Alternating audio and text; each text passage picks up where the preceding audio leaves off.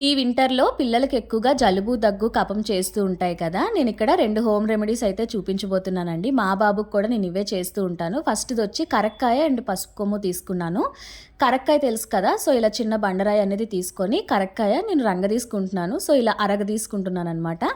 దాని నుంచి వచ్చే రసం ఉంటుంది కదా! అది అండ్ అలాగే పసుపు కొమ్ము కూడా సేమ్ నేనిలా దీన్ని దుంప పసుపు కొమ్ము అంటారు. సేమ్ దీన్ని కూడా నేను అలాగే రంగదీసుకుంటున్నాను.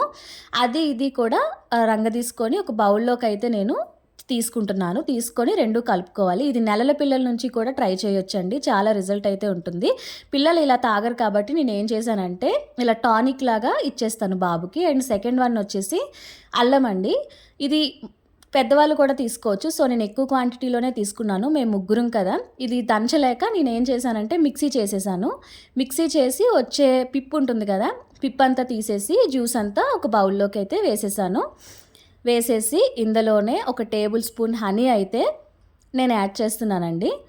ఒక టేబుల్ స్పూన్ హనీ అన్నది మనం యాడ్ చేసుకోవచ్చు.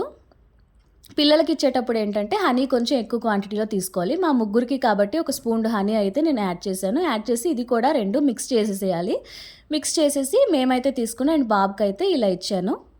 ఇలా 2 రెమెడీస్ చూపించాను కదండీ! నేనైతే మా బాబుకి ఒక 10 డేస్ టు 1 వీక్ పాటు అదొక రోజు, ఇదొక రోజు ఆల్టర్‌నేట్ డేస్ అయితే